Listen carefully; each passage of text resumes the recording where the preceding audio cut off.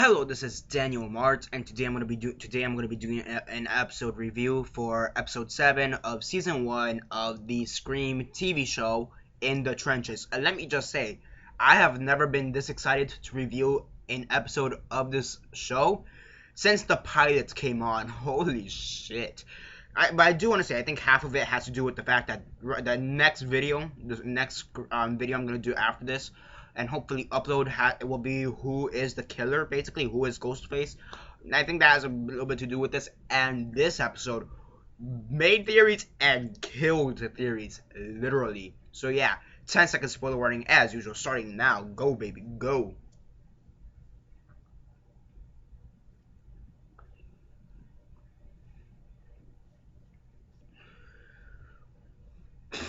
So yeah, 10 seconds are up, so for those who have yet to actually watch the episode and haven't already, please don't comment down below or be messaging me. That never give you a fair warning, because as usual, I did. Episode 7, In the Trenches, Season 1 of Scream. Let's get to it. So yeah, basically, after the last episode, if you guys remember, towards the end, as usual, quick synopsis, likes and dislikes, rates, whatever.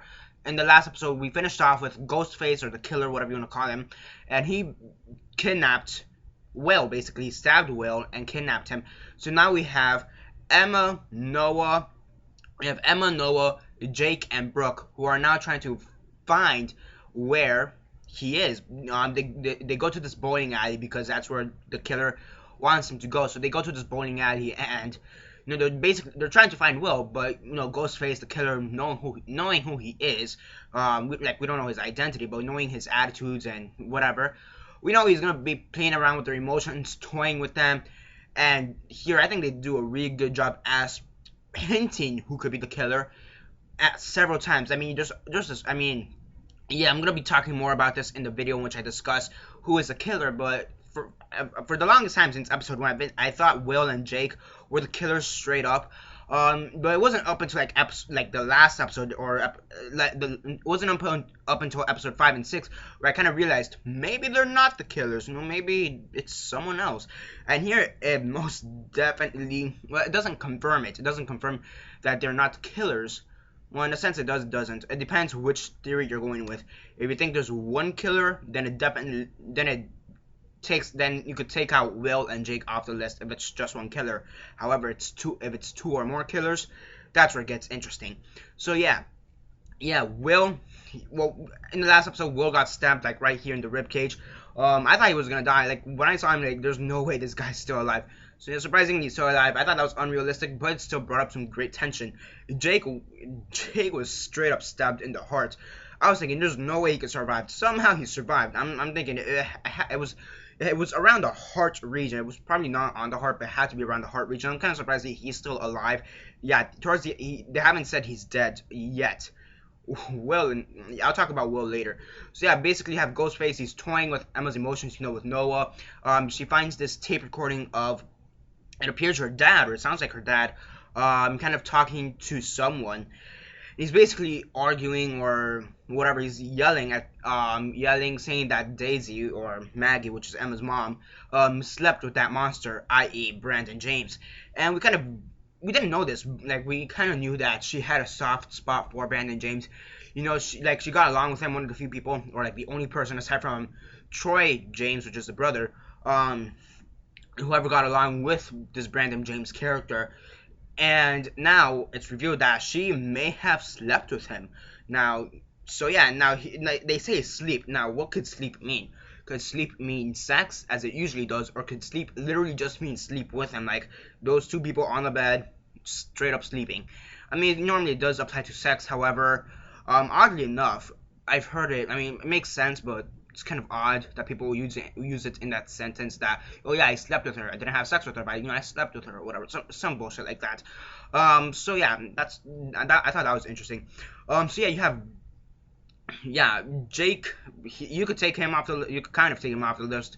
If you're going with the one killer theory, then yeah, you could take him off the list. Well, you could definitely take him off the list, especially after the ending. Holy shit. Some psycho bullshit right there. Yeah, basically, Will is recovering towards the end of the episode, right? From his stab wounds, and apparently he also had a scar on his back. which kind of helped with this episode, and finding the video, not the videotapes, but the audio tapes, in which which Emma heard the argument with her father to someone else, that Maggie slept with James and whatever, blah blah blah. So towards the end of the episode, it seems like it seems that Will and Emma may get back together. She breaks up with Kieran, or better said, Kieran breaks up with Emma. So yeah, now Emma and Will are gonna go see each other, watch the Expendables, with some expensive candy, which turned out to be jelly beans. It's kind of funny, it's cute, whatever. And then she gets a phone call when she gets onto his property, his land, his house.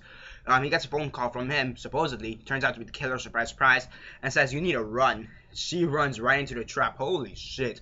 So you have Will tied down to a chair, duct tape, with one of those industrial, it's not a chainsaw, it's like an industrial machine, like a fucking bulldozer, chainsaw, whatever you want to call those things. It's like a big, huge ass vehicle. It's like a bulldozer with a chainsaw on it. She goes over the tripwire. Okay, that's actually pretty smart. I mean, not that for the Ghostface, for the killer, put a trap wire. That's pretty cool. I kind of wish we would have seen the actual death. I mean, I know it's gory, it's probably like laws or stuff like that. You can't show that on TV. Bullshit, whatever. I still kind of wish, because shit, he dies, and I'm pretty sure it's really gory. Like, you just see the blood splatter onto her, and she's just kind of like, ah. I kind of want to laugh because I'm kind of a morbid asshole or something in this sense. Like, I watched The Walking Dead, Z Nation, Scream, and yeah, I mean, like, I want to say about 25% of my movie collection is made out of movies with like Final Destination and shit like that. So I'm used to a lot of gory stuff. I think that this would have been one of the goriest things I've seen. Just have some guy get chainsawed, living, not a zombie, but like a guy chainsawed, tied down to a chair, right down the middle. That shit would have been gory. I'm not gonna lie, that shit's gory. So yeah, I mean, as usual, the acting, what do you expect? It's MTV. It's good acting. It's good acting. The writing's pretty good, but in this episode, I think they brought back the fear. They brought back the goriness of what the Scream TV show promised in the first few episodes, and I think, and again, of what the whole Scream series, the whole Scream franchise as a whole. It's a gory slasher franchise, film franchise, and television series at this point. And I think they brought it back here beautifully. It was fantastic. I think, yeah, again, I've never been this excited to review an episode of the TV show since the pilot episode. Holy shit. And something I never comment on in any episode review, but the sneak peeks or whatever for next week's episode, that looks interesting. I'm not gonna lie, that looks fucking interesting, because possibly major fucking spoilers for next week's episode. Which that could, it seems like Noah may die straight up. Noah may straight up die. Yeah, if you pay attention to the not trailers, but the sneak peek for next week's episode, if you pay attention really closely, you hear saying, normally after this, the next person who dies, the know-it-all kid about popcorn. I don't know if he said that exact quote, but he says, the next one to die is that, the nice kid knows it all and whatever. Is like, oh shit, I'm next, right?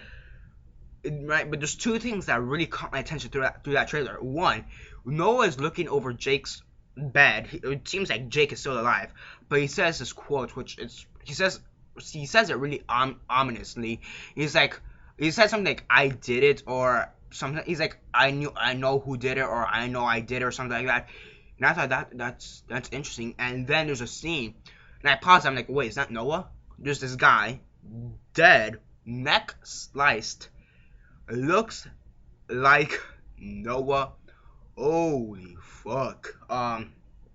Yeah, that's gonna be interesting. I don't think they should have shown that in the trailer. Who's gonna die next? They showed this one police officer, like just a random police officer we've seen on and off the series. Not the main guy, not the main police officer, Clark Hudson, or Sheriff Clark Hudson. Kieran's uncle or dad or whatever, the one who's currently banging Maggie Daisy, Emma's mom. It's not that officer. We saw him like for 2 seconds in this episode. He's the black one. We see him dead, and we see, I want to say it's Noah. It could be some random guy, but it looks like goddamn Noah. Okay, straight up, Tell me that's not God. Tell me that's not God. Please tell me that's not goddamn no. Because he's actually one of the likable characters. I'm gonna be honest.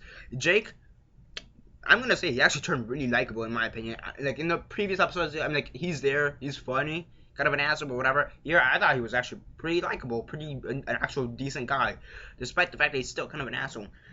So yeah, on a scale of 1 to 10, 1 being the worst, 10 being the best, and 6 being decent, I give this episode a 9 out of 10. Really excited. They bring back the gore. Yeah, I'm not including the sneak peek for next week's episode. But whatever. I mean, again, just for this episode, yeah. Really interesting. Now, I really want to do that video as to who is the killer Ghostface right now. Yeah, expect that to be up by tomorrow-ish. Yeah, it's 11:49 at the moment, so yeah, expect it definitely at where I'm at. It's 11:49, so expect that by tomorrow. Before 3, I want to say, or 2. So yeah, that's basically it for now. A 9 out of 10 is what I'd give this episode.